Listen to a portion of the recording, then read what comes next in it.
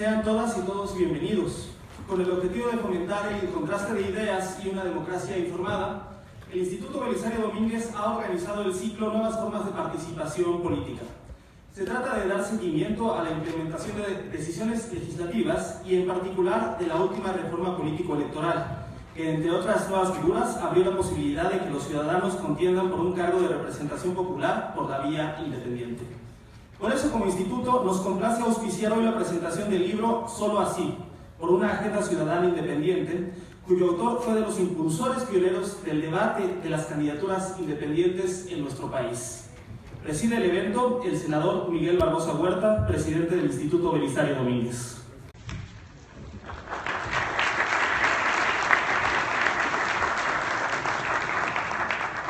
Nos acompaña el senador Zoé Robledo Aburto, presidente de la Comisión de Radio, Televisión y Cinematografía.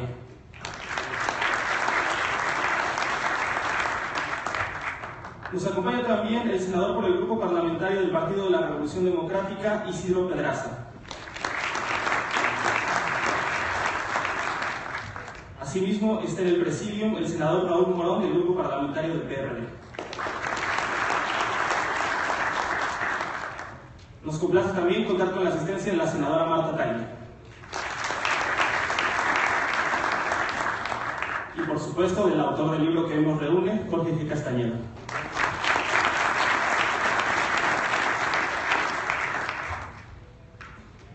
Cedo la palabra al senador Miguel Barbosa Huerta, presidente del Instituto Belisario Domínguez.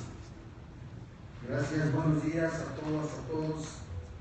Como presidente del Instituto Belisario Domínguez, les doy la bienvenida a este otro evento de este Centro de Investigación Legislativa que ha tenido una atención muy especial por las nuevas formas de participación electoral de las y los ciudadanos.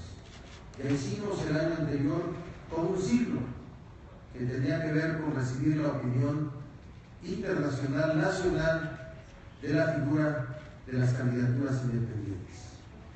El formato que seguiremos en este evento será la presentación del libro por parte del senador Zoé Robledo e inmediatamente todos los razonamientos, las razones que llevaron a nuestro invitado Jorge Castañeda a la elaboración de esta propuesta sin duda interesante. Así es que no doy más que la bienvenida y desde luego decirte, Jorge, que nos sentimos muy honrados con tu presencia y estaremos muy atentos a tus planteamientos y a toda esta etapa en tu vida de nuevamente promotor de esta forma de participación ciudadana bajo el mecanismo de candidaturas independientes. Te has vuelto una voz muy influyente, muy autorizada en este tema y estamos siguiendo de cerca todo lo que estás haciendo y estás diciendo. Bienvenido, Jorge, bienvenido.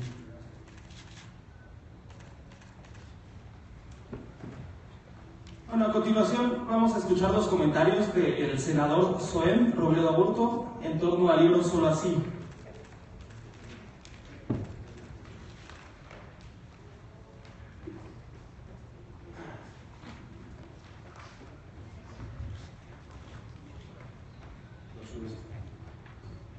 Muy buenos días, tengan todas y todos, a todas las mujeres, felicidades por el Día Internacional de la Mujer, ojalá pronto lo tengamos que dejar de celebrar. Bienvenido, Jorge Castañeda, a este Senado de la República, en este momento tan importante de la discusión sobre lo que va a ocurrir en el 2018, lo que va a ocurrir con las candidaturas independientes y lo que va a ocurrir también y está ocurriendo con la partidocracia. Senador Miguel Barbosa Huerta, presidente del Instituto Belisario Domínguez y organizador de este evento, la compañera senadora Marta Taibo, Isidro, Raúl y absolutamente todos y cada uno de ustedes. Creo que es muy interesante y muy propicio poder estar hablando hoy de este libro. Un libro que se está construyendo, se terminó, bueno, dice ahí que se publicó en imprentas, terminó su impresión en febrero, pero sigue escribiéndose de manera permanente. Simplemente el día de hoy, seguramente muchos de ustedes vieron esta encuesta del Universal y cómo la simpatía por los candidatos independientes crece, pero también cómo se empieza a diversificar la idea de qué es un independiente. Creo que vamos a superar, quizás no la influenza, pero sí la bronquitis, porque vamos a superar esa idea de que hay un candidato independiente a la presidencia de la República que se llama el Bronco, el gobernador de Nuevo León. Y esto me lleva a algunas reflexiones respecto al libro de Jorge Castañeda. En primer lugar, y yo comparto su idea, y siempre la he compartido, en el sentido de que toda elección, al final de cuentas, es un referente. Toda elección plantea una dicotomía en la cual hay posibles respuestas de sí o de no. Una elección, al final de cuentas, se convierte en eso, en la definición final del elector, que muchas veces toma esa decisión en los últimos días del proceso electoral. Por supuesto que hay diferentes calidades y tipos de electores, desde aquellos que representan un voto duro, a aquellos que representan un voto duro ideologizado y que tiene conciencia de lo que significa votar por un partido o por otro.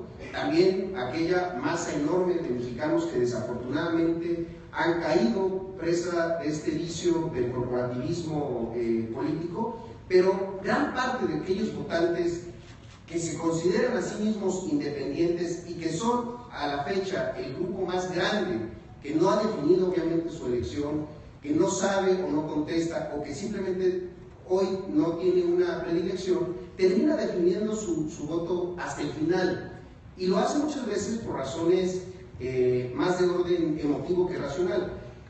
A ellos, a ese sector, al final de cuentas se le plantea una pregunta, reitero, dicotómica.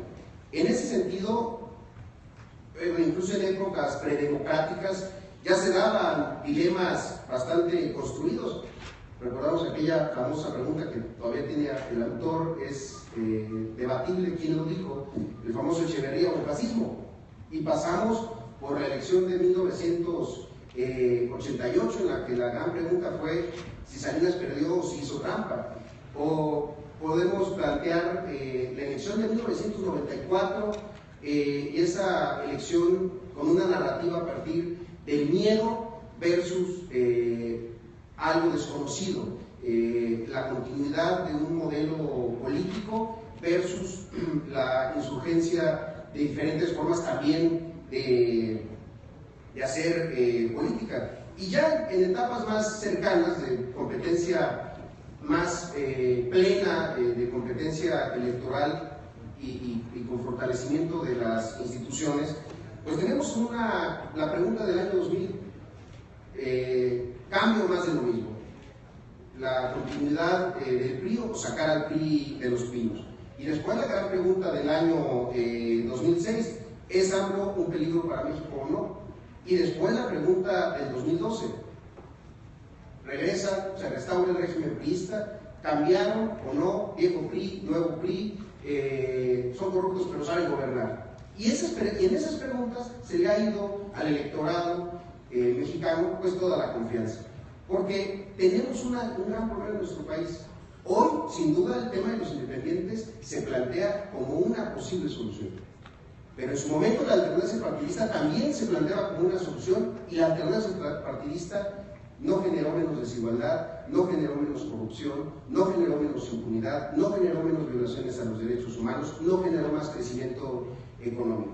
Entonces, también la alternancia, que en su momento era la gran apuesta, pues también fue un fracaso en términos de percepción ciudadana vis a vis con los resultados. Otra vez tuvimos la apuesta de la restauración de un régimen supuestamente con más experiencia traería mejores resultados, otra decepción al electorado. Entonces hoy tenemos esta posibilidad de que sea por la vía de las candidaturas independientes por donde se encuentre una solución distinta. Y en ese sentido, creo que lo que hace Castañeda, y que lo hace muy bien, después de hacer toda la revisión de estos 3 años de restauración priista, es una colección bastante extensa de cuáles pueden ser los escenarios de competencia político-electoral que mejor le vengan al país y más le convengan a los electores mexicanos. Plantea el tema de lo local, que me parece que es fundamental.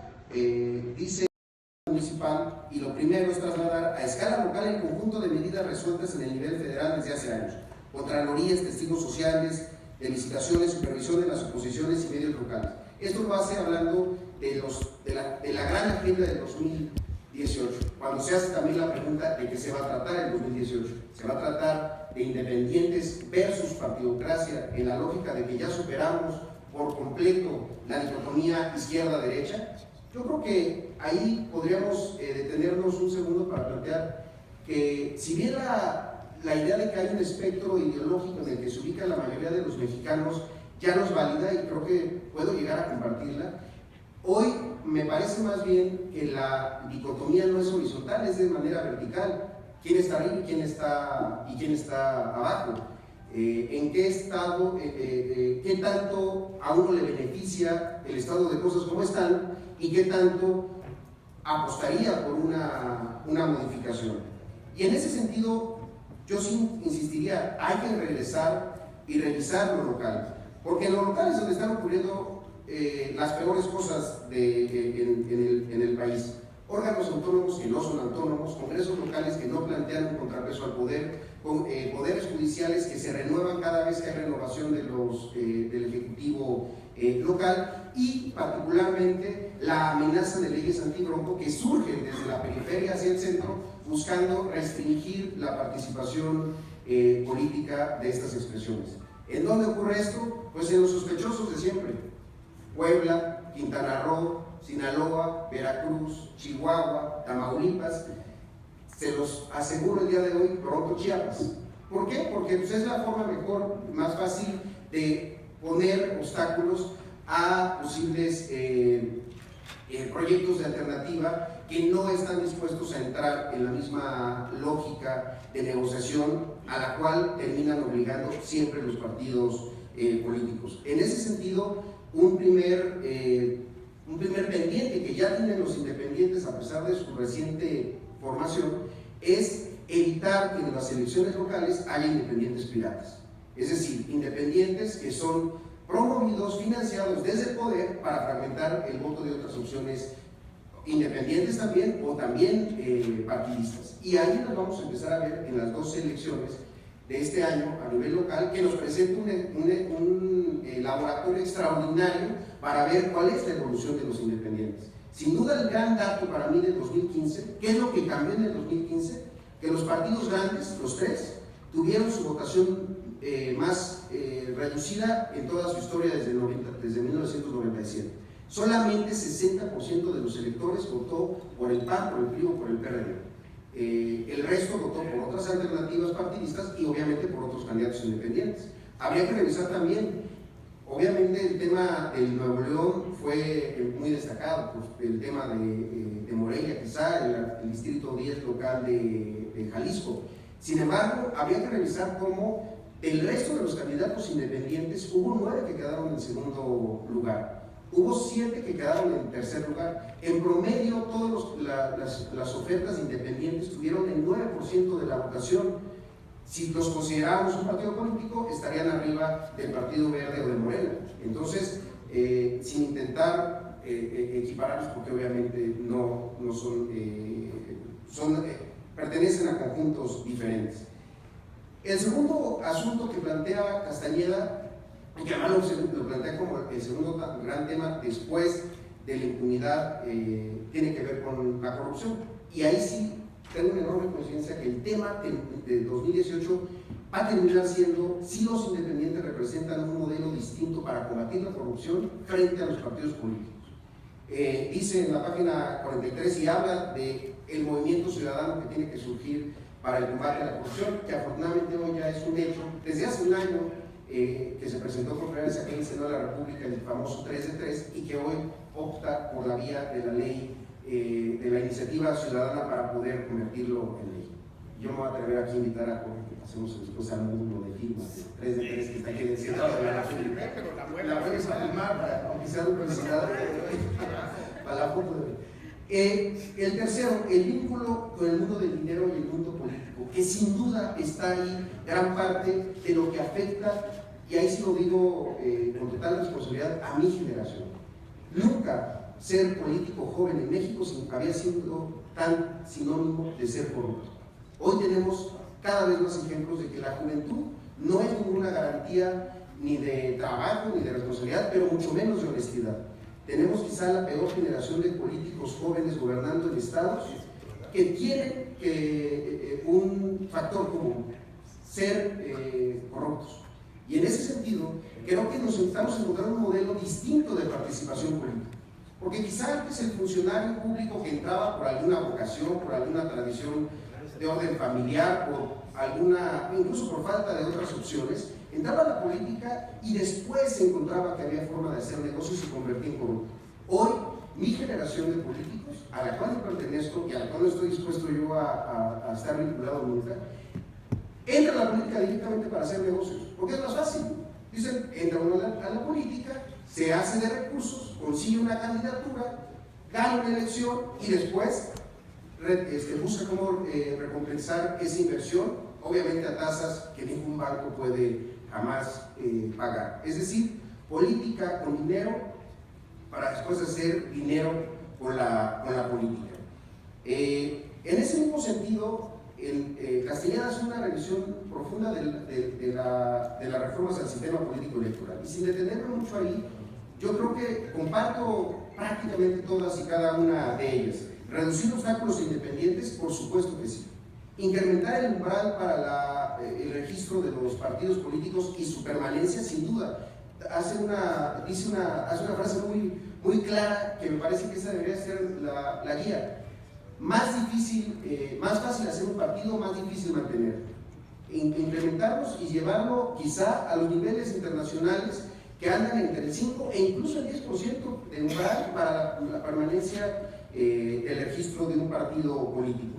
El asunto del gasto en tiempo aire y hacer una democracia menos despotizada y más de debate, como incluso lo ha planteado también su tocayo Jorge Alcocer, es decir, cómo se agregarían todos los espacios de spots para poder tener programas y espacios de debate, de contraste de ideas. Me parece que puede ser muy válido en este momento, cuando tenemos, según algunos estudios, particularmente el que realizó el modo de los spots de la elección del año pasado, un umbral de 2% de atención de los electores a los spots políticos. Es decir, de cada 100 spots políticos, o de cada 100 mexicanos que escucharon spots, solamente 2 les prestaron atención. El resto ya se convirtió en una suerte de ruido, como de estática, de ruido gris, que ya simplemente al cual no se le pone atención.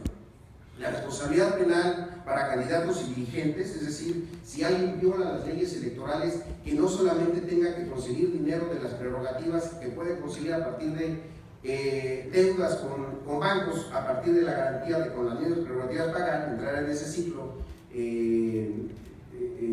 tan bien desarrollado por el Partido Verde, pues sí, sin duda. Y de la misma manera, yo creo que, volviendo al tema de corrupción, habría que empezar a generar una verdadera discusión sobre la responsabilidad penal de las empresas que ofrecen sobornos. Responsabilidad penal no solamente de las personas, de los empleados de las empresas, sino también de las personas morales que lleven, incluso en algunos casos, como es como dice Castañeda, la amenaza, el arma termonuclear de la pérdida de registro, el arma termonuclear de la disolución de una empresa, aunque sea pública, aunque sea grande, aunque genere empleos, sí se comprueba que se prestó a actos de corrupción.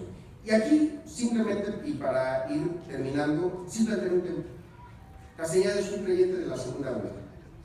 Y la segunda vuelta, en un escenario de tripartita, la verdad, para los partidos, si quieren, particularmente para el PRD, hubiera significado prácticamente un balazo en el pie. Hoy, en el escenario de fragmentación del voto, y particularmente en el escenario de división de los partidos de izquierda, la segunda vuelta adquiere ciertas características distintas. Ahora, yo sí creo que habría que pensar si no hay también ya una segunda vuelta de facto.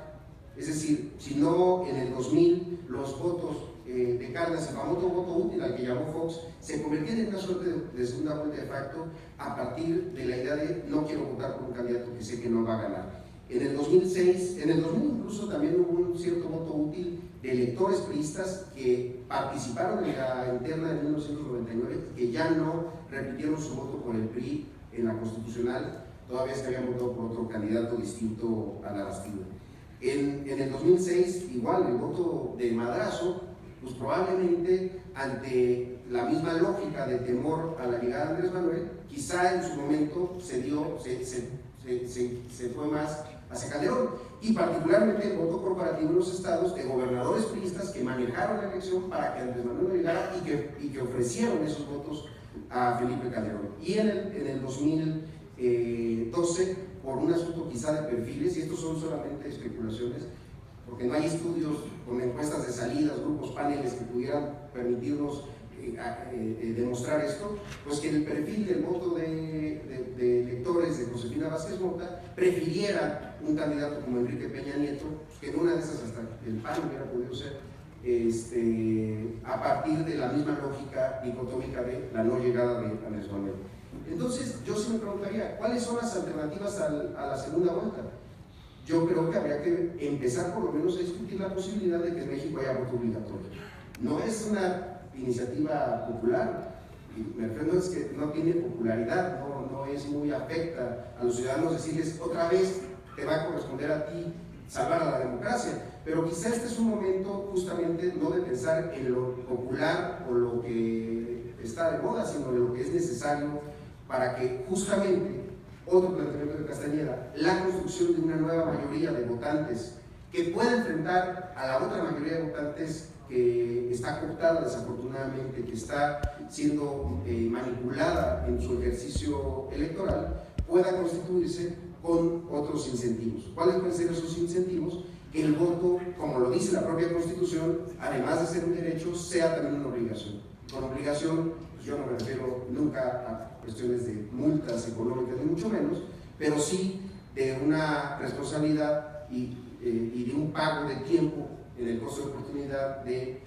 saber que esto tendrá algún requisito administrativo que se tendrá de cumplir para volver a recuperar ese derecho a votar.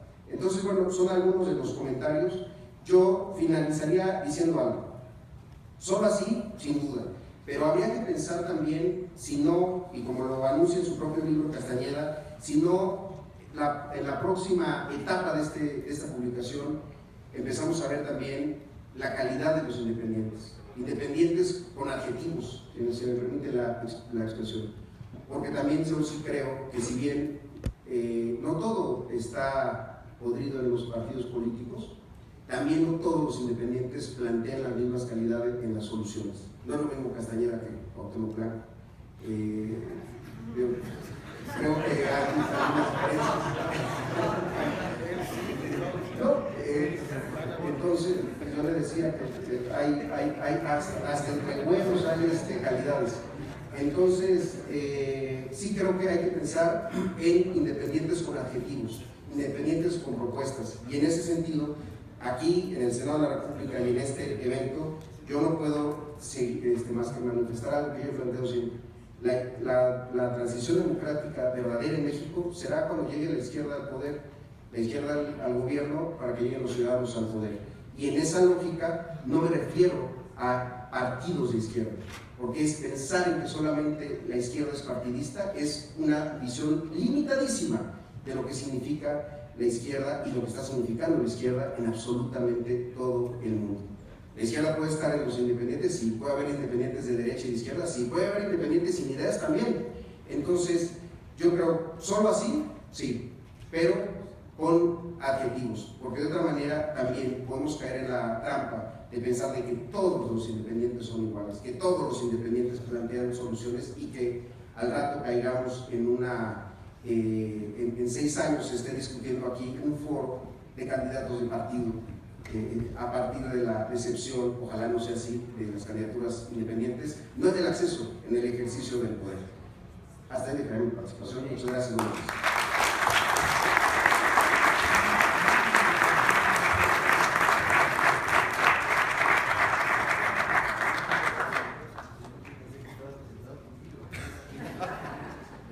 Agradecemos los atinados comentarios del senador Zoé Robledo. Permítame, antes de continuar con el programa, hacer un breve paréntesis, porque habrá una sesión de preguntas y respuestas, entonces vayan preparándolas. Y para quien nos sigue en el streaming del canal del Congreso, veo que también aquí se está transmitiendo vía Periscope, pueden hacer llegar sus preguntas con el hashtag solo así. Sin mayor preámbulo, démosle la palabra al autor del libro, Jorge Castañeda, y les pido un fuerte aplauso para él.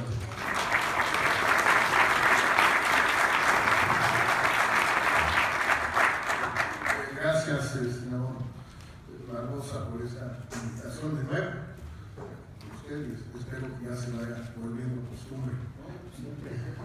Ya sabemos hasta qué lugar nos toca. Gracias, senadores, y muy especialmente gracias por dedicarnos algo de tiempo. Felicidades a todas las mujeres. Yo creo que este día se creó, me vas a corregir, senadora, cuando la Conferencia Internacional de las Mujeres de México sucedió antes.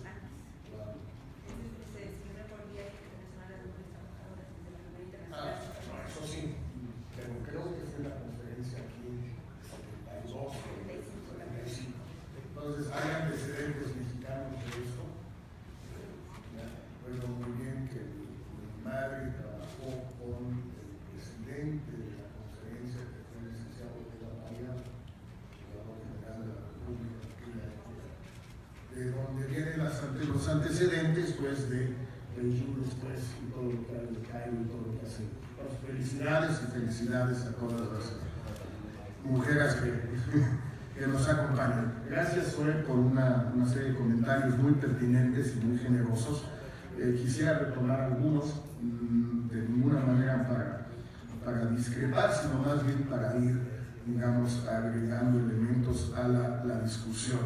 Yo creo que tienes toda la razón, no lo había yo pensado, pero el primer referéndum que se plantea en esos términos en el país fue puramente retórico, fue el de, si yo creo que, no me acuerdo si fue Fuentes o Fernando Benítez, es uno de los dos y la verdad no recuerdo bien, pero eran capaces cualquiera de los dos de haberlo hecho. Que no tenían razón, por cierto, estaban muy equivocados, no porque el fascismo no existiera, no era cierto, se suponía que lo veían en la figura de los Alfonso Martínez Domínguez y los halcones, y lo veían en la figura de Díaz Ordaz, por un lado, y por el otro, pues Echeverría, que nunca fue un fascista, ni mucho menos tampoco fue un demócrata ejemplar, que digamos. Entonces, creo que desde entonces estuvo mal planteado, pero fue el primer planteamiento.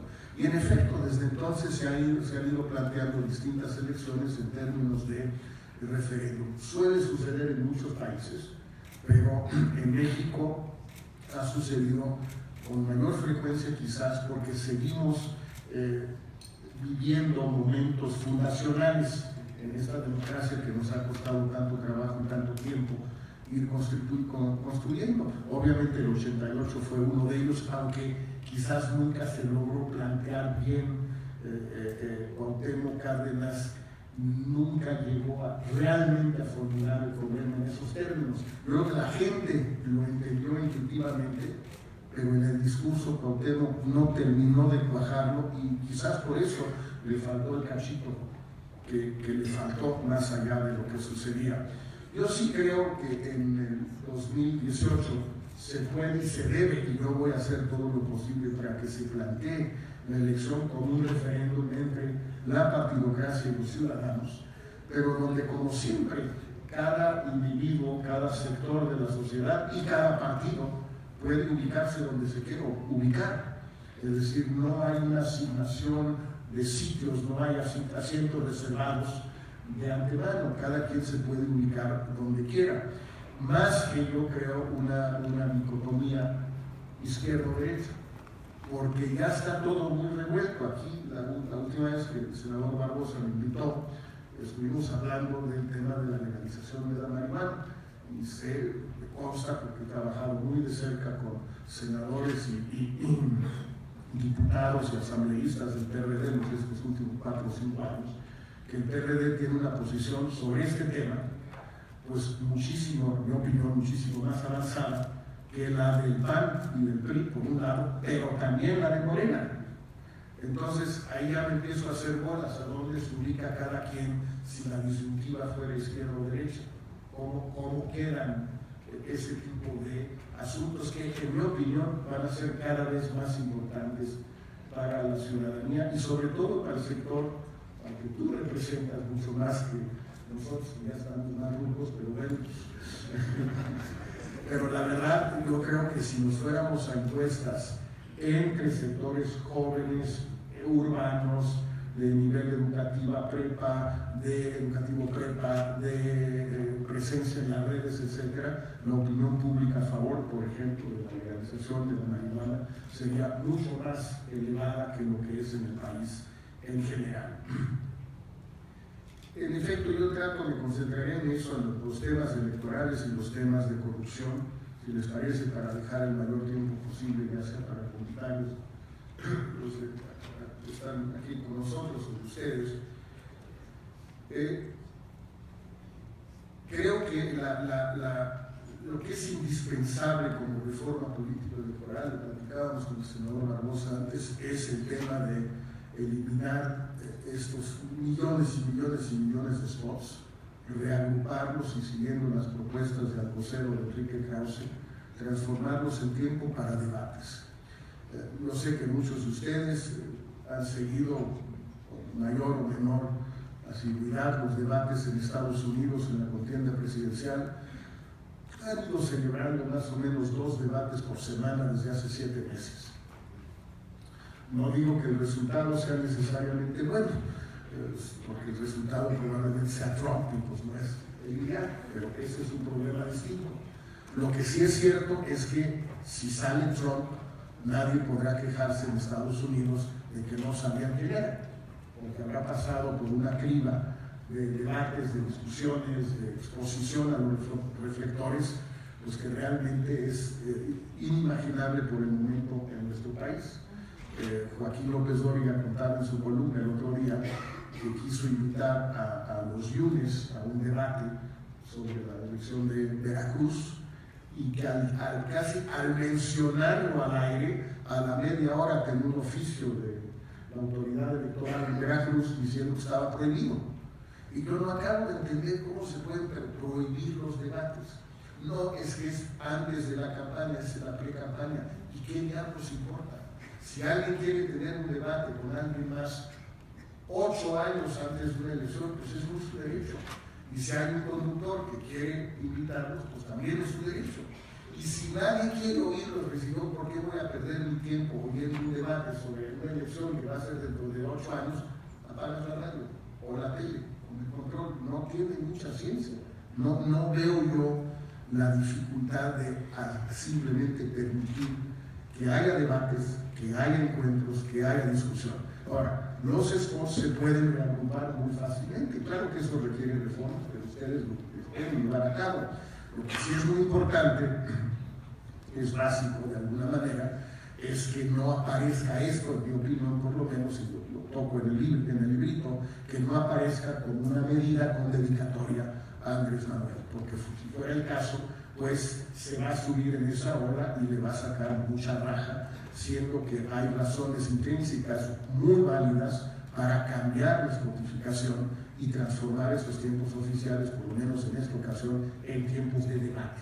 O, si no de debate, pueden ser también de entrevista, pero de entrevistas no a modo, de entrevistas, o unas pueden ser a modo, porque es tiempo de los candidatos, pero otras pueden ser no a modo, simplemente lo que llaman los americanos, que también han estado haciéndolo mucho, estas reuniones de pueblo, o town hall, de cabildo, sería quizás la traducción más precisa, donde hay un público, donde hay un conductor, López Dóriga o otros más, cualquiera, y uno u otro, o otra de los candidatos y le hace preguntas y luego el público hace preguntas y todo esto se televisa o se transmite por radio. Y los votantes del electorado se va haciendo una idea de quiénes son. Hay muchas opciones de qué hacer con esta enorme cantidad de tiempo. Los críticos o adversarios de Andrés Manuel dicen que le van a tocar 8 millones de spots de 30 segundos de aquí al 18.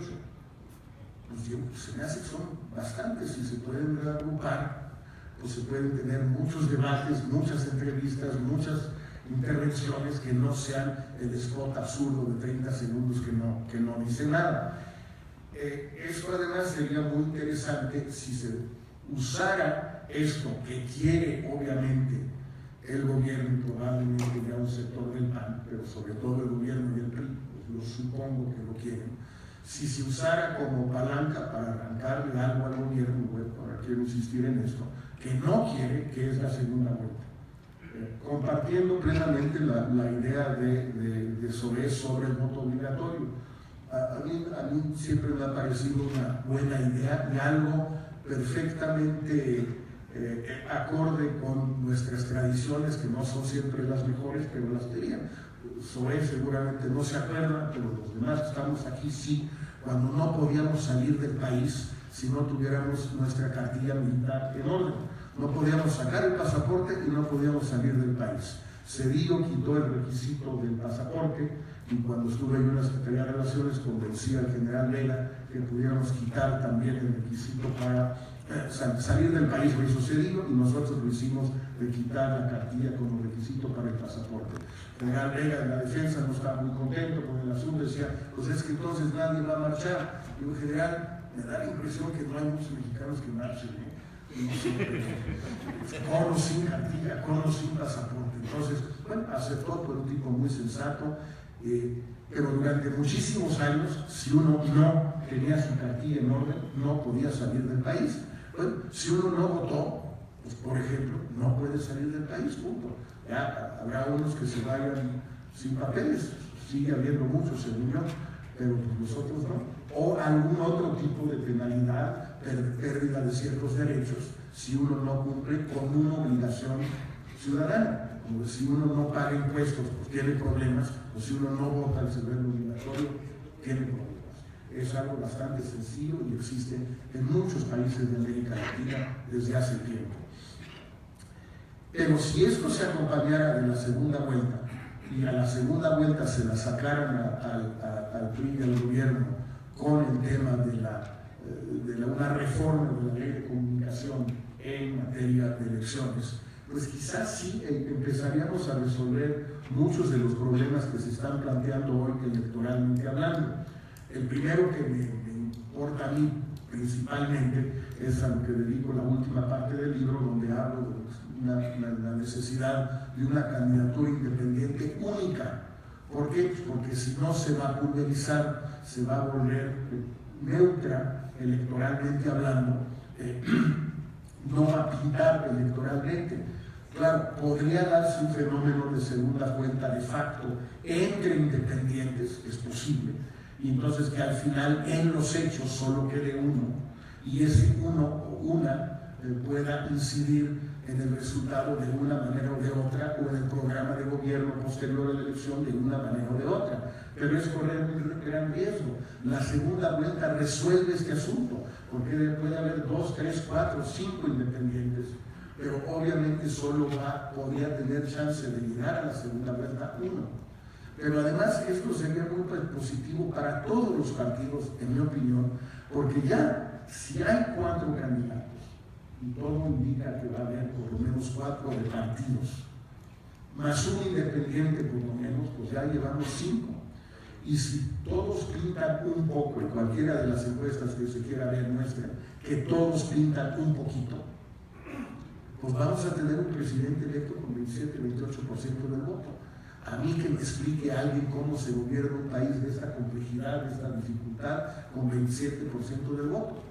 Y no me refiero a temas jurídicos ni de legitimidad, simplemente de mandato. ¿Con qué mandato cuenta un presidente con 27% del voto? Pues yo no lo veo. Bueno, es que jurídicamente es lo mismo. Pues sí, pero no vivimos en un mundo solo de leyes, vivimos en un mundo real, donde el mandato que tiene un presidente o una presidenta para enviar iniciativas de ley, para hablar a nombre del país. A ver, yo quiero ver el guapo o la guapa que se le va a parar enfrente a principios del 2019 a un hipotético y no toco madera al revés, Donald Trump. Sí, pues yo a nombre de los mexicanos les digo, bla, bla, bla, a ver, no sea usted payaso. ¿Cuál a nombre de los mexicanos? A usted lo eligieron 27%. No me vengan a mí con payasadas. Y no crean que no es capaz de decirlo Trump. Entonces, sí.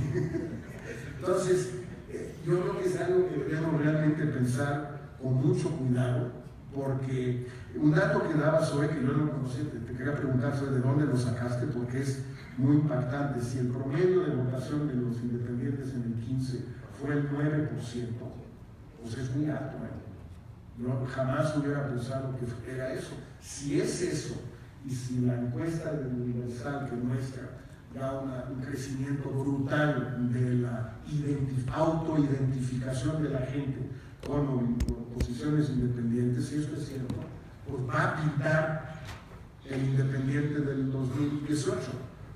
Puede no ganar, pero si está en 9, pues 9 pinta muchísimo. Entonces yo creo que en esta reforma, el Senado y el PRD en particular dentro del Senado, porque siempre he tenido en esta materia, todo lo que es reforma electoral del PRD, una actitud, en mi opinión, mucho más audaz, mucho más apoyadora, por ejemplo, de las candidaturas independientes desde el 2007 y 2008, no ahora, y ahora pues, ya que se aprobó es fácil ser partidario. A mí me da un enorme gusto ver cómo Margarita Zavala apoya la idea de las candidaturas independientes al grado de querer tal vez ser candidata independiente.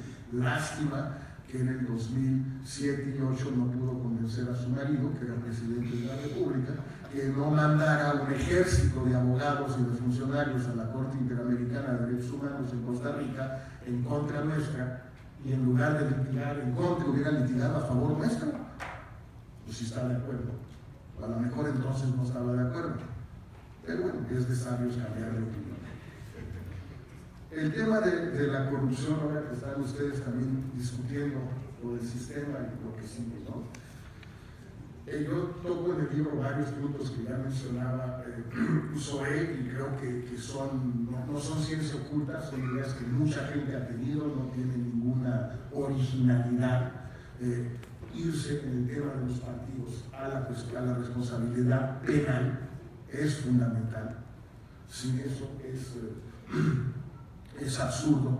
Responsabilidad penal de los candidatos que violan la norma y de los directivos de los partidos que violan la norma del partido, pero que sea una responsabilidad penal, no una responsabilidad puramente administrativa.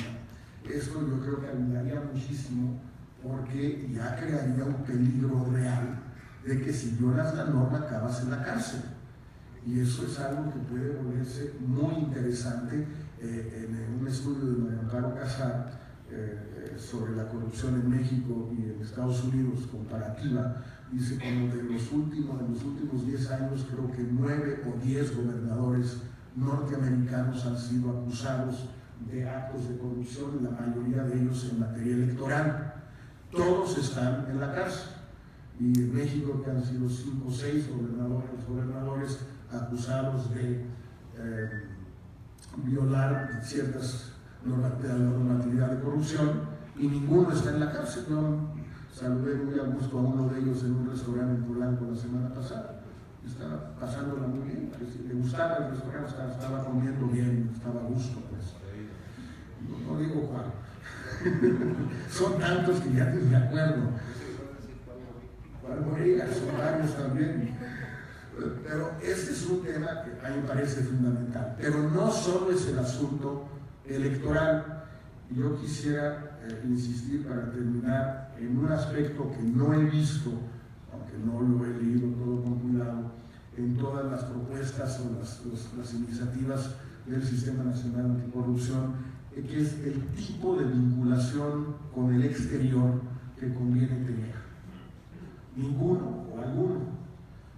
Hay un extremo que es la CICIG en Guatemala, que ya encarceló a un presidente y a una vicepresidenta, y que es una comisión nombrada por Naciones Unidas, financiada por el mundo entero, la Unión Europea, Canadá, Estados Unidos, etc., y que tiene una injerencia directa, tiene ejercicio de la acción penal directa y está presente en Guatemala. Ese es un extremo. El otro extremo es nada. México, pues, nada. O sea, aquí, ¿qué vinculación hay afuera? Ninguna. Porque si lo hubiera, pues el gobierno de México o distintos gobiernos estatales estarían ya solicitándole a varios países amigos, aliados, socios, información sobre las cuentas de muchísimos personajes en México acusados allá o aquí de actos de corrupción. Eso no sucede. ¿Cuál es un camino intermedio? Bueno, son muchos, pero hay dos en particular que a mí me parecen importantes y uno tiene ramificaciones internas, que es la utilización del SAT. El SAT se mete poco a la lucha anticorrupción. Se mete poco, uno, porque para funcionarios está función pública, y dos, porque para empresas, porque al final del día no hay corruptos sin corruptores, esos no hay. Alguien los tiene que corromper, y quienes los corrompen, pues los que tienen dinero, y quienes suelen ser los que tienen dinero, pues los ricos. Lo que es más, así se definen los ricos: obtener dinero, obtener empresas de donde viene el dinero. El SAT no ha querido meterse con ellos y tampoco se puede meter directamente con funcionarios. Pero el SAT es un aparato que hemos ido construyendo a lo largo de los últimos 20 años más o menos. Empezó conseguido realmente a profesionalizarse, a tecnologizarse y a internacionalizarse. Y es un aparato, no diría yo perfecto, para empezar, tiene una virtud que es absolutamente incontrovertible para cualquier sistema tributario, que todos los odiamos. No hay nadie a quien podamos odiar más los mexicanos que al SAT. Eso es buena señal, es muy, muy buena señal. Quiere decir que más o menos está haciendo bien su trabajo. ¿De qué se trata? ¿De qué debe hacer el SAT? Perseguir a los mexicanos que no pagan impuestos. ¿A cuáles? Pues a todos, de preferencia a los que deberían pagar mucho más y que no pagan lo que deberían pagar, de acuerdo. Pero también hay que perseguir, esto es una regla de la tributación desde hace muchísimos años, hay que perseguir a todos. Debe haber una especie de cero tolerancia. Pero tenemos un instrumento que sirve, hay que usarlo en lo interno. Pero en lo externo es más interesante lo que puede usarse el SAT. México ha firmado convenios en los últimos meses, algunos creo que han pasado por el Senado, me corregirán ustedes, pero varios convenios o tratados con distintos países. Uno es bilateral, es con Estados Unidos y se llama FATCA, que tiene que ver con las cuentas de norteamericanos en México y las cuentas de mexicanos en Estados Unidos. Estados Unidos empezó a fastidiar a una bola de países desde hace 4 o 5 años de que esos países tenían que entregarle al fisco norteamericano, al IRS, los detalles, los datos de las cuentas de norteamericanos en Suiza, en Bahamas, en Londres y en México. ¿Por qué en México? Pues porque hay muchos norteamericanos en México. Lo que es más, hay más norteamericanos en México que en cualquier otro país del mundo. Igual que hay más mexicanos que en cualquier otro país en Estados Unidos, hay más estadounidenses viviendo en México. Entonces, el gobierno americano empezó a pedir eso. Y el gobierno de México, creo que fue el de Calderón, si no me equivoco, y el de Peña lo ratificó, hicieron muy bien en decir, está bien, te vamos a dar todos los datos que tú quieras sobre tus ciudadanos con cuentas aquí, pero tú nos vas a dar los datos a nosotros de los mexicanos con cuentas allá. Y ahí se llegó a ese convenio que entró en vigor hace unos meses, aunque realmente solo va a ser operativo, creo a partir de mediados de este año, porque el SAT todavía no tenía la capacidad de recibir toda la información. Es una mina de oro en materia de investigación contra la corrupción. Es una mina de oro. Cualquiera que quiera investigar la corrupción de funcionarios o de no funcionarios, de corruptos o de corruptores, y no digo por eso que los corruptores no sean corruptos, nada más les llamo de otra manera para que se entienda la diferencia. Bueno, es una mina de oro para quien quiera saber. Otra cosa es tener la voluntad política de saber. Y lo mismo existe ya a través de un convenio con la OCDE, que ya han firmado 95 países, o sea, mucho más allá de la OCDE, y México lo ha firmado, que se llama el convenio de CRS, que en inglés son las siglas de Common Reporting Standards, que es el equivalente de FATCA, pero con todos estos países, que todo el mundo le tiene que entregar a todo el mundo con criterios iguales para todos, información sobre cuentas. Concluyo con un simple ejemplo. Yo no tengo idea en qué vayan las investigaciones del gobierno del Estado de Nuevo León en este momento en relación con la situación del predecesor de Jaime Rodríguez. No tengo idea. Sí tengo idea de lo que salía en los periódicos, a saber, una gran cantidad de propiedades de la familia Medina en Estados Unidos, que puede o no ser cierto, pero sí hubo información. Bueno, la pregunta es muy sencilla. El gobierno de Nuevo León ya le pidió al SAT que el SAT le pidiera al IRS, invocando este convenio, mándame toda la información sobre Rodrigo Medina y su familia en Estados Unidos.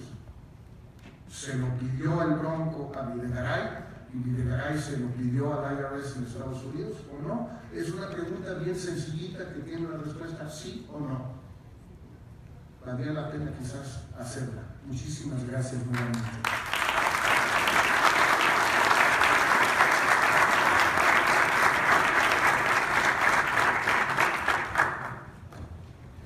Muchas gracias, Jorge, por tu intervención.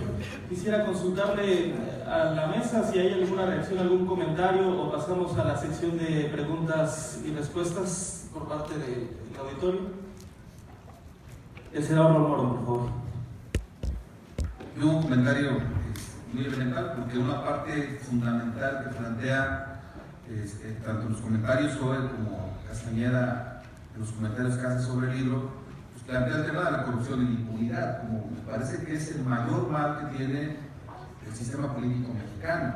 Y obviamente en los procesos electorales este mal se acentúa, porque ahora quienes tienen dinero, quienes tienen recursos son los que pueden construir una candidatura exitosa, y es en base al dinero y no en base a las ideas, no en base a las mejores propuestas, lo que puede permear en el ánimo de la sociedad, porque finalmente hay un electorado clientelar que es el que finalmente da el triunfo o genera la derrota de los candidatos en su oportunidad.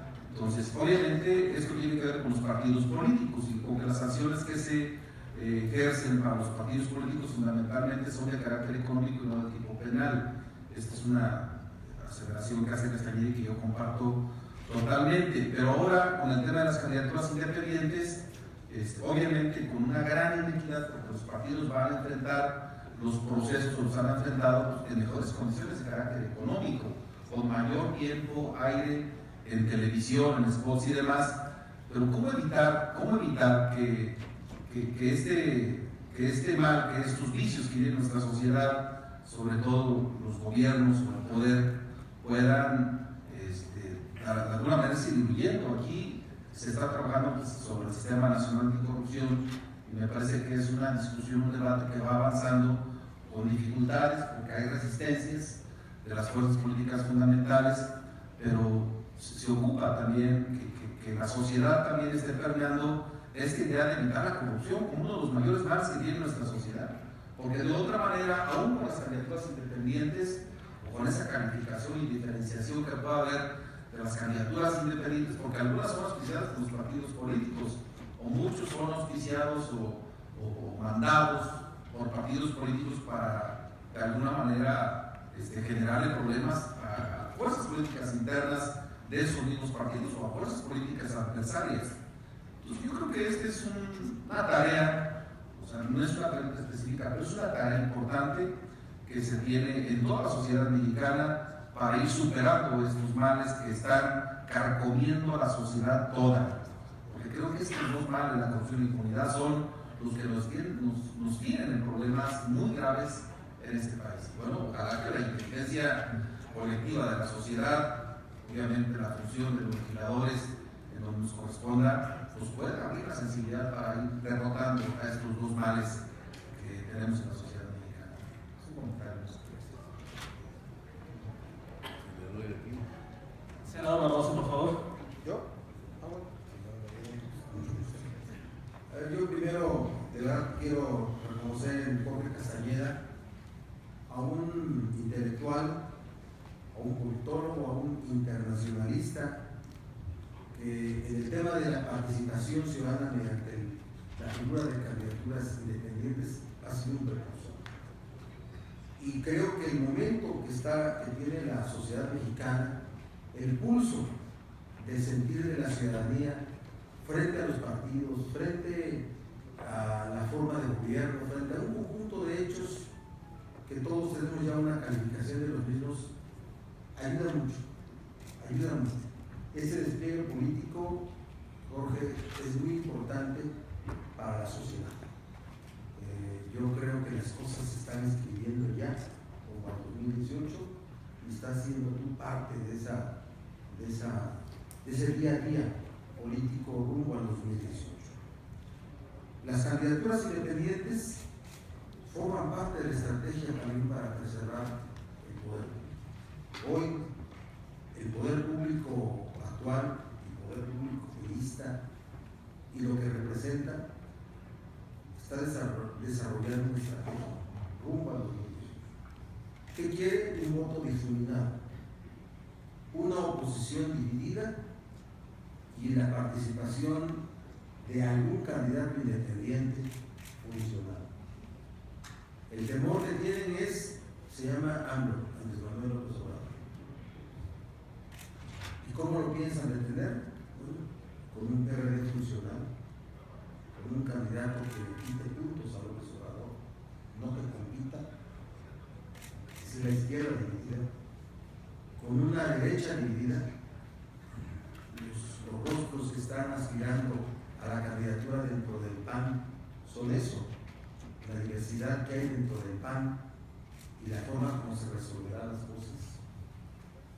Y quieren un candidato que atraiga la opinión progresista, el voto progresista, el voto inconforme, que no sea mayor de 10 puntos y que sirva para limitar el crecimiento de López Obrador. Y con ello, en su aspiración idónea, 1/3 de la votación nacional, derivado de sus alianzas con el Verde básicamente y con PANAL y algún otro partido que pudiera darse, el PT inclusive, ¿sí? No sé si el Movimiento Ciudadano, pero vamos a ver qué papel quiere jugar ahí el Movimiento Ciudadano. Su voto duro, su operación gubernamental, lo idóneo para ellos es alcanzar 1/3 de la votación. Algunos, ellos mismos, creen que puede ser menor. Pero esos puntos menores al tercio podrían ser mayores a cualquier otro resultado. Entonces, yo sí apunto a un trabajo arduo en todo el país para organizar a la sociedad en la participación de candidaturas. 2016 va a ser también un año. 2015, y el surgimiento y la participación de candidatos independientes, el triunfo del hoy gobernador de Nuevo León, muy destacado. Hoy mismo ya juega, ya no a favor de las candidaturas independientes. Ustedes se dan cuenta. Sigue habiendo el mismo reclamo de participación, sigue habiendo la misma condición de inconformidad, pero hoy mismo la imagen de Jaime Rodríguez el Tronco ya no es la que más ayuda a la participación en candidaturas independientes. Hoy mismo, ¿qué hicieron para detener la participación de independientes en los estados?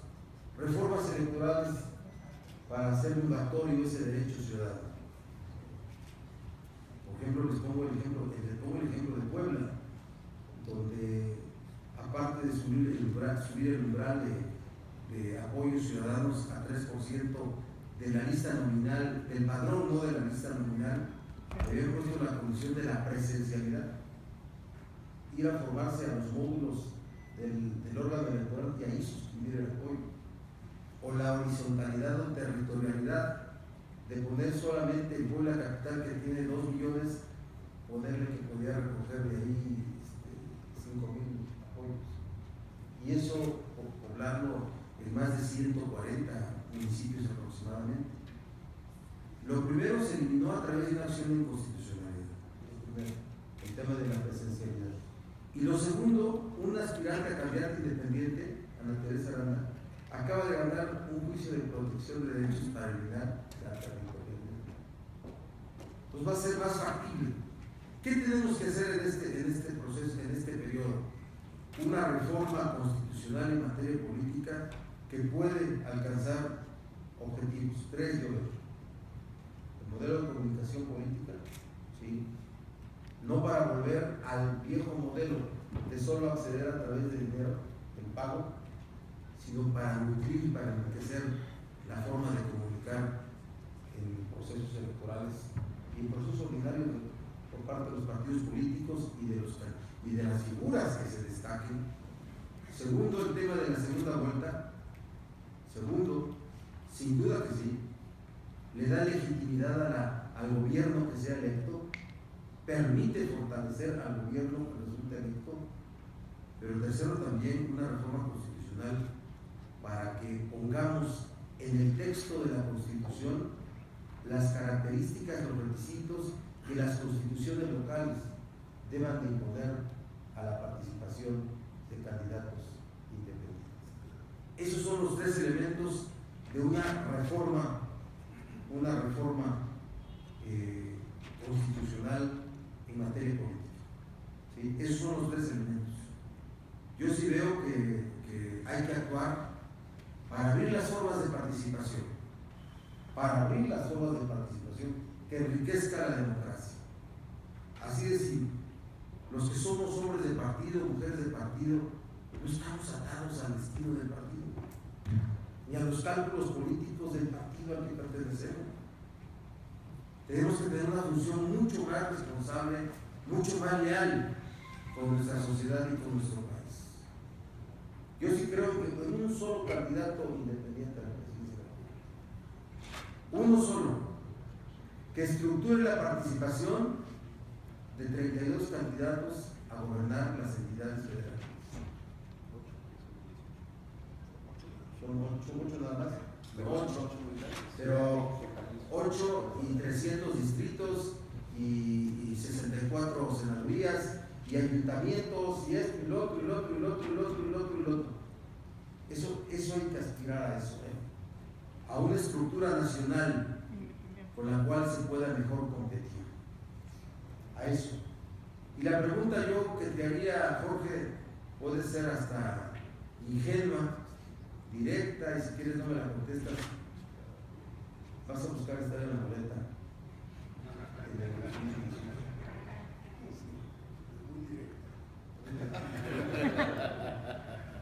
Ya. Si quieres apuntamos las preguntas. No se me había ocurrido entonces.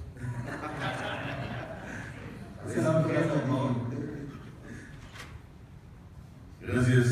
No sé si vaya a discrepar de todo lo que han dicho, pero sí discrepo en algunas cosas. Nosotros hemos planteado un proceso muy pesado, un periodo muy largo de transición a la democracia. Y lo hemos planteado lento y difícil y hasta reversible. Habíamos logrado que se desapareciera de este país, como manos de los periodistas, lo que es que las familias entren ahí al poder y al gobierno. Y ahora hemos regresado a esto. Habíamos logrado que tuvieran procesos electorales más transparentes de los partidos para elegir candidatos y hemos ido cayendo hacia atrás.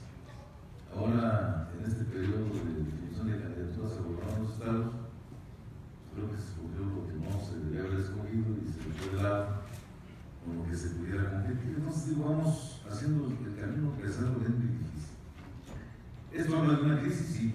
Tenemos una crisis económica muy fuerte en el país.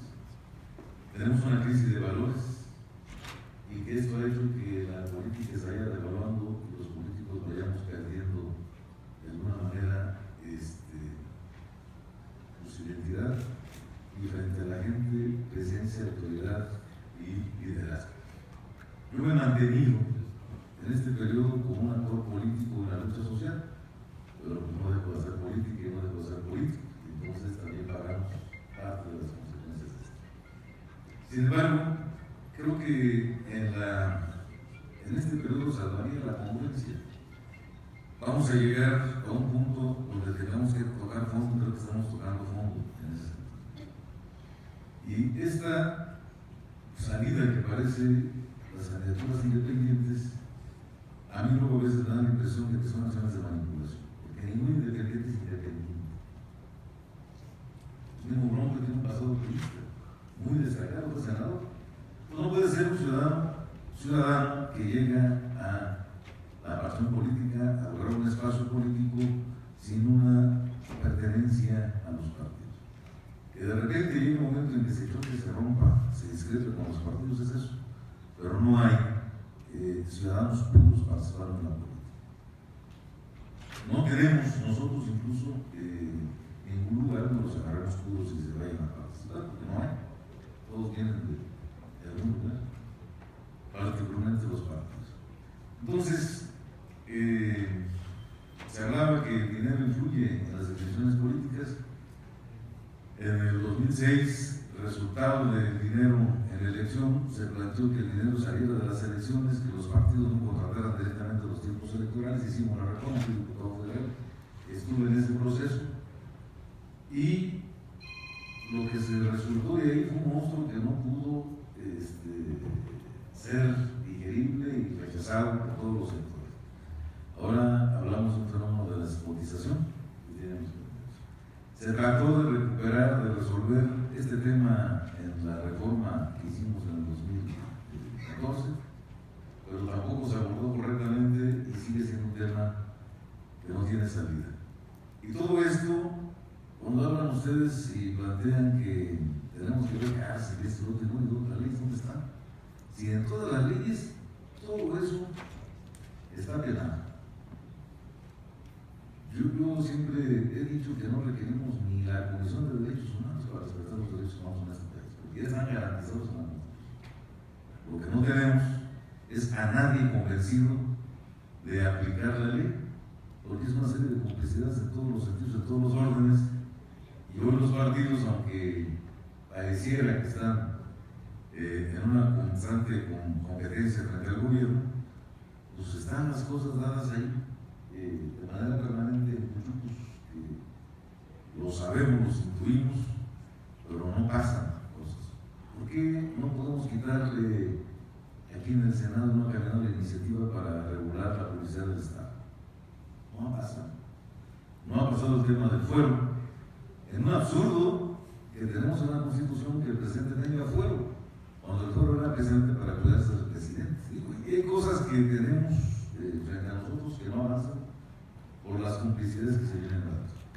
Por eso cuando hablamos de la cárcel, dijo, bueno, caray, necesitamos tener una Suprema Corte distinta, que no obedezca a mandatos, una consulta que debe ser hecha en el país, muy simple, que fue corrompida y no se pudo llevar a cabo para saber si había que aceptar las reformas al 27 de la Constitución, al 28 de los demás artículos que tenían que ver con el petróleo.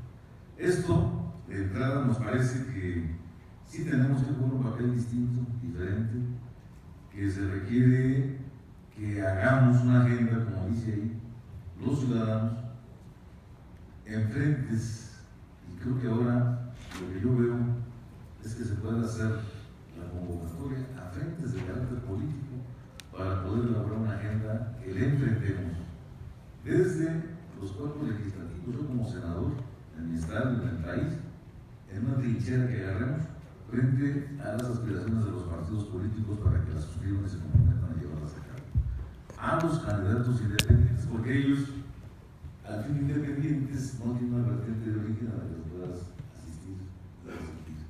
Yo veo en el Bronco al ahora gobernante que no ha podido controlar muchas cosas. O sea, de alguna manera no se siente en el país la diferencia de un gobierno nacido desde la sociedad, porque no viene de la sociedad. Entonces, creo que en ese sentido sí hay que profundizar en esta agenda, sí hay que darle apertura al cauce, a la implicación social, vienen más momentos difíciles en el país, y estos tienen que tener una válvula de escape. Y esa es la política, y tenemos que hacer la política desde los partidos, desde las cámaras y desde la sociedad como representantes de los individuos. Creo que esa es la parte medular de a quien tengamos que escoger para que nos represente, que sea congruente con lo que ha dicho, con lo que ha hecho y con lo que pretende hacer. No solamente en la coyuntura hacer y decir, sino tener un pasado con presencia que nos permita tener autoridad moral. Esta es la parte del libro que estoy sacando.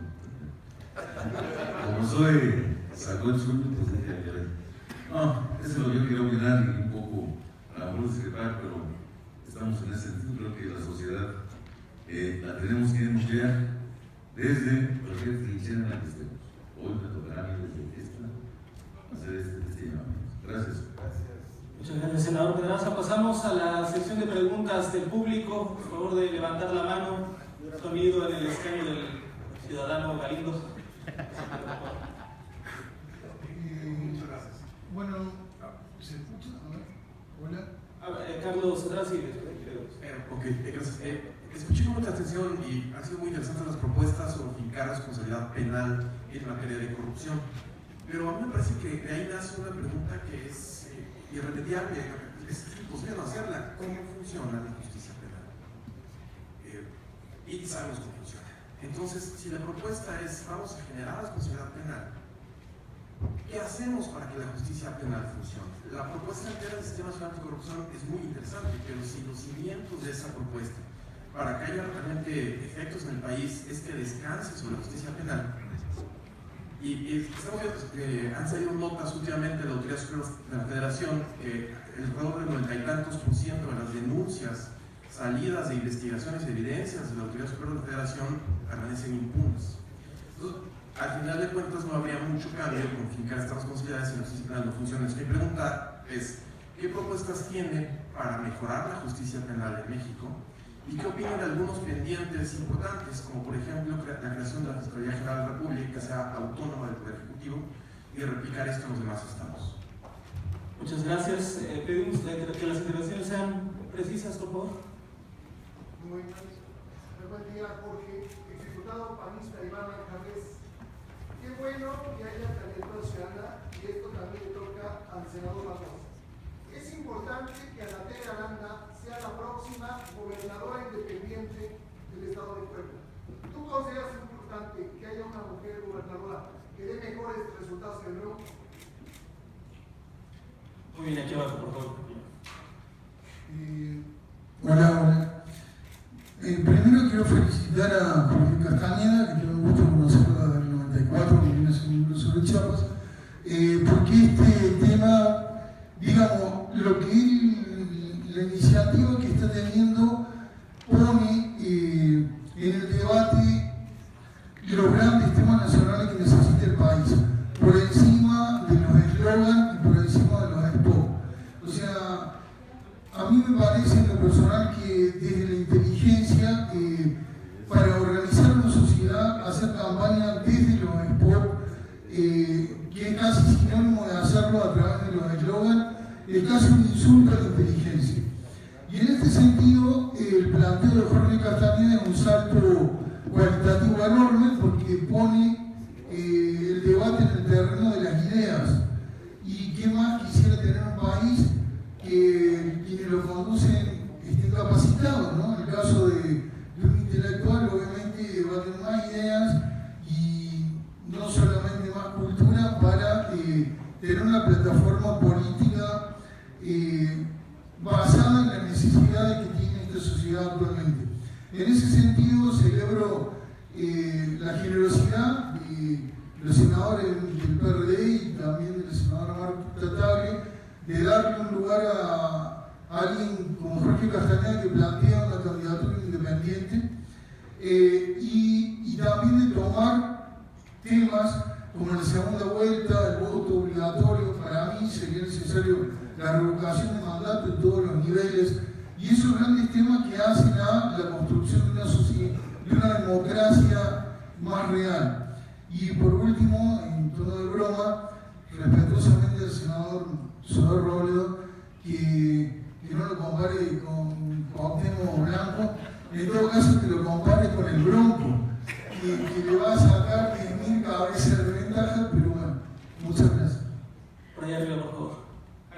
Sí, Jaime Rigo, investigador del IBD. Hacer una pregunta rápida.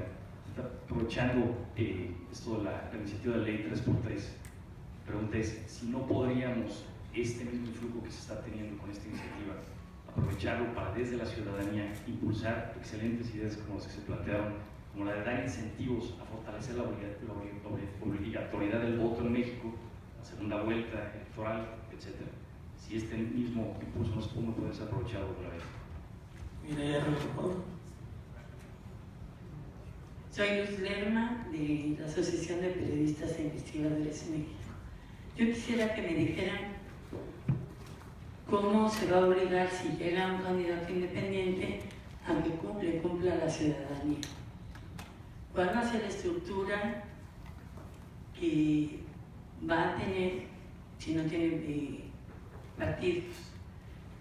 O sea, ustedes están hablando de candidatos, y se está viendo ya en la práctica que la estructura, realmente quienes gobiernan, que la burocracia sigue, no importa quién esté arriba, y cómo le exigimos nosotros como ciudadanos al que se comprometió a que cumpla algo, si ni siquiera a la fecha han podido aprobar dentro del legislativo controles para el presidente de la República y revocarles el mandato. ¿Cuántos años llevamos con eso? Llevamos décadas enteras, Jorge. Entonces, ¿cuál va a ser la estructura real de la gente que está llegando en estos momentos como el joven en Jalisco, como Manuel Cloutier en la Cámara de Diputados, que trabajan y que los tienen súper vigilados, que no se mueva el pobre güero, y que no hay manera de llegar realmente a hacer un cambio trascendental, ni siquiera para su estado, porque le echan un montón. Ahora, los partidos no pueden desaparecer como estructuras. Yo estoy de acuerdo con la última persona que intervino. ¿Cómo van a hacer esos cambios institucionales? ¿Cómo se harían? Y los tienen que hacer aquí, y aquí siempre dejan todo a la deriva en las últimas, en frases muy cortas, que al que beneficia es precisamente al corrupto. Gracias. Muchas gracias. Una más, ¿quién una más finalmente, Alberto? Rapidísimo. Alberto,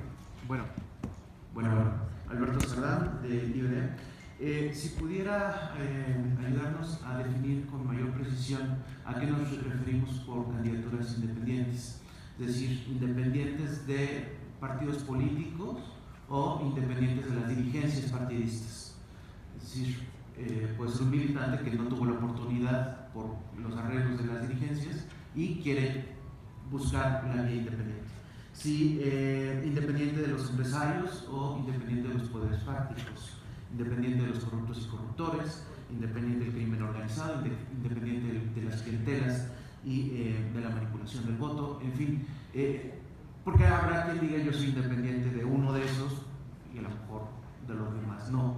Entonces, si pudiera precisar esto, y en su opinión, ¿cuál debería ser la reforma para transitar a una fácil formación de partidos políticos, de manera que estos independientes de algún modo terminan organizándose con voluntarios, con estructuras que al final de cuentas pueden brincar a esos partidos políticos.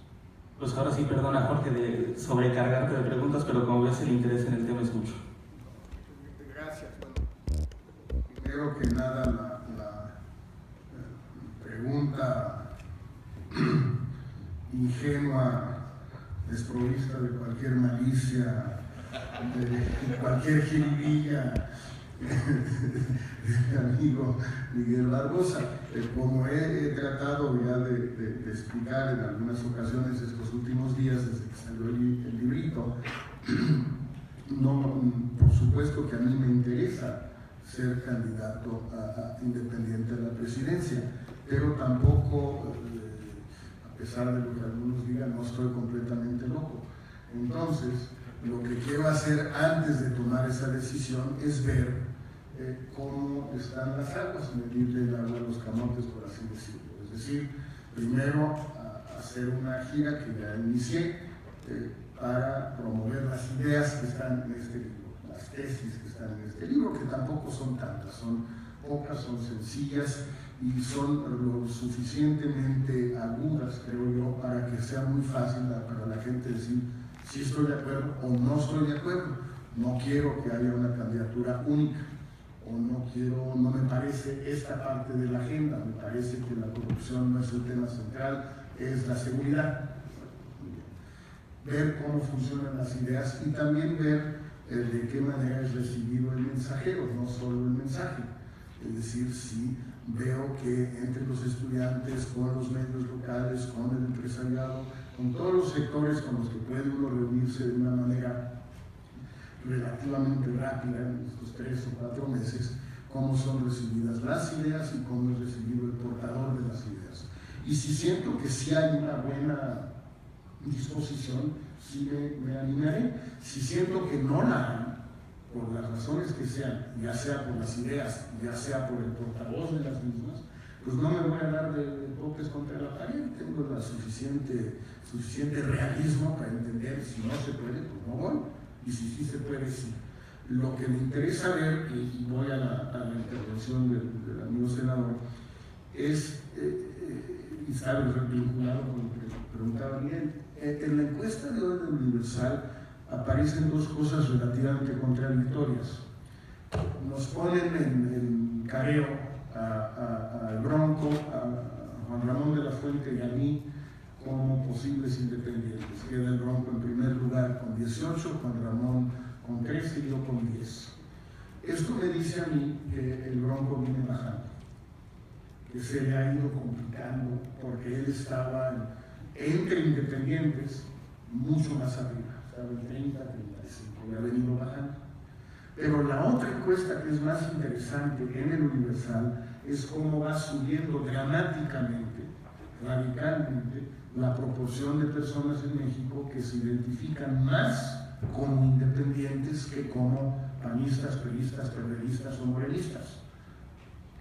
Es decir, sube la identificación con la idea, pero baja el principal portador de esa presencia y empezamos a acercarnos, el doctor de la Fuente y yo, a los niveles de Bronco. Todas estas encuestas tienen márgenes de error de 4% más o menos, ¿no? Entonces, ahí hay algo muy interesante, creo, de que la figura, la idea del independiente empieza a disociarse de la figura del Bronco, sin que eso signifique necesariamente una crítica a él. Ahora, independiente de quién o de quién, que es un poco también la misma intervención, a mí la palabra no me gusta, yo hubiera preferido quedar en la legislación y en la usanza la palabra sin partido, porque es más precisa y es a lo que, por lo menos en mi caso, por lo que yo siempre luché. Yo nunca planteé ni en la Suprema Corte ni en la Corte Interamericana de Derechos Humanos que deba haber candidatos que no tengan compromiso o vinculación con nada, ¿no?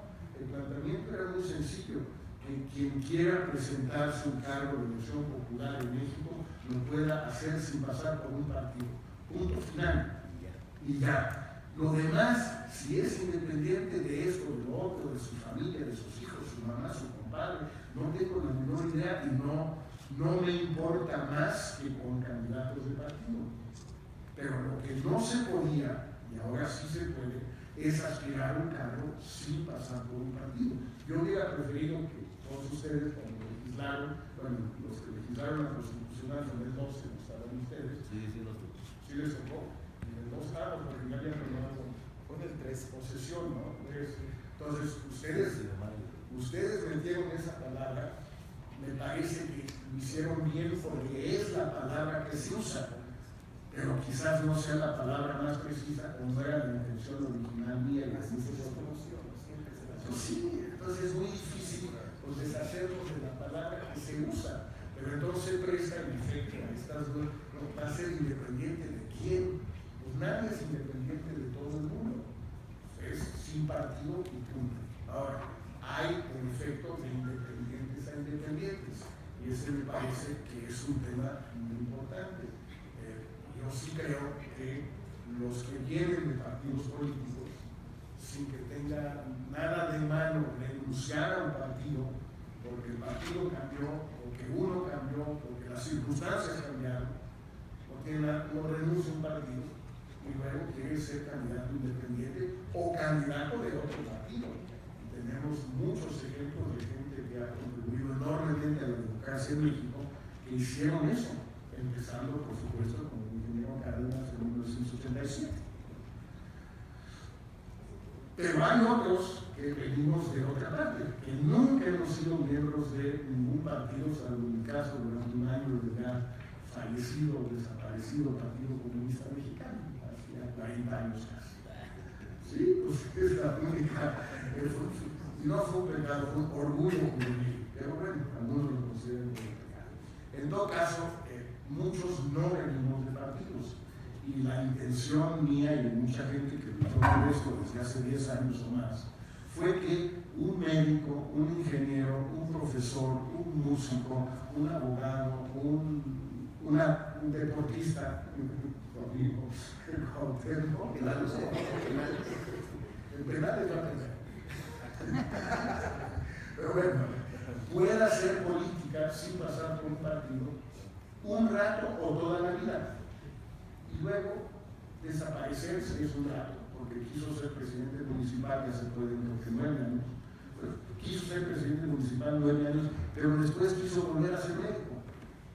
Bueno, pues muy bien, es un caso ligeramente parecido al actual presidente de Uruguay, que es oncólogo, fue oncólogo antes de ser alcalde de Montevideo, luego fue presidente, luego tuvo que salir porque no hay reelección, regresó a su despacho, a su consulta como oncólogo, y ahora volvió a ser presidente y cuando termine va a volver a ser oncólogo.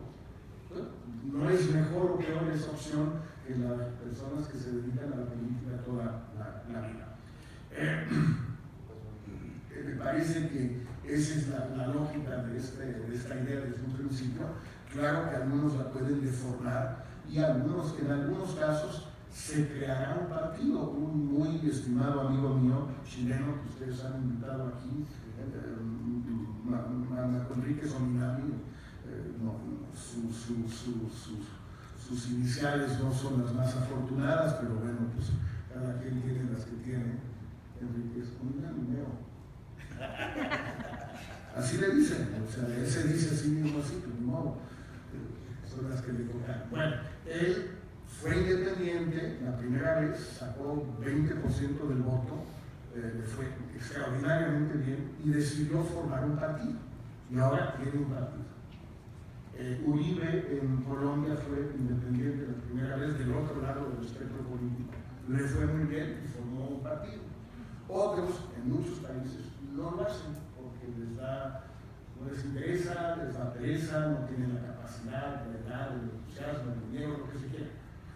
No creo que una solución sea peor que otra. El tema de la cuestión penal es un poquito difícil ahorita tratar de presentar ideas que además no soy mucho menos una autoridad en la materia sobre la reforma del sistema penal mexicano. Sí creo que en el caso de una fiscalía autónoma o independiente, si tuviera ejercicio de la acción penal que no pasara por lo que hoy es PGR y que después va a ser fiscalía, sino que realmente fuera autónoma, pues puede cambiar esa proporción tan absurda que tenemos en México de la no castigo o la no investigación de un 90-95% de los delitos, porque sería una procuraduría o una fiscalía autónoma dedicada solo a eso, no a todo al mismo tiempo, como de alguna manera es el caso hoy.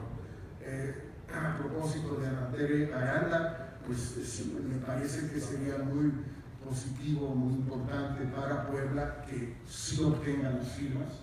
Yo creo que ya con estos casos que mencionaba Miguel, sí las puede sacar. Y ya que esté en la boleta, pues le irá bien o le irá mal. Yo espero que le vaya muy bien, porque entre mejor le va a los independientes en estas elecciones, pues mejor le irá a los independientes en las siguientes y en las siguientes.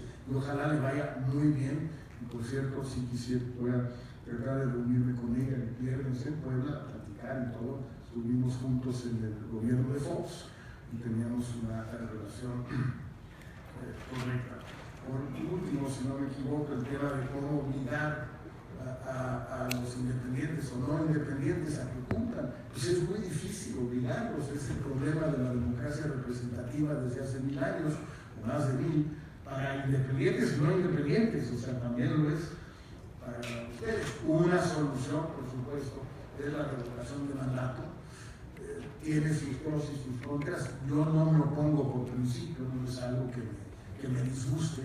Ya hay la reelección, que es una primera forma de castigo, para los siguientes. Obviamente ustedes no les tocó, pero sus sucesores en el 18 podrán ser castigados si no cumplen en el 24.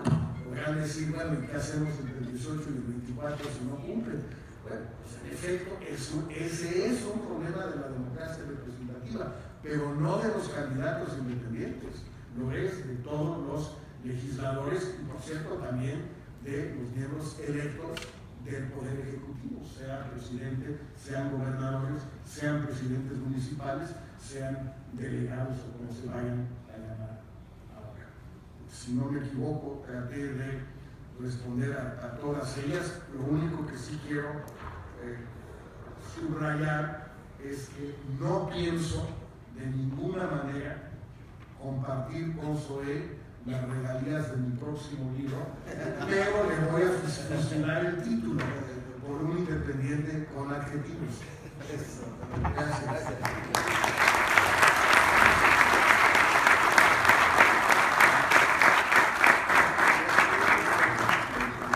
Muchas gracias, Jorge Castañeda. También agradecemos que se haya incorporado a la presentación Luis Humberto Fernández, senador, secretario de la mesa directiva.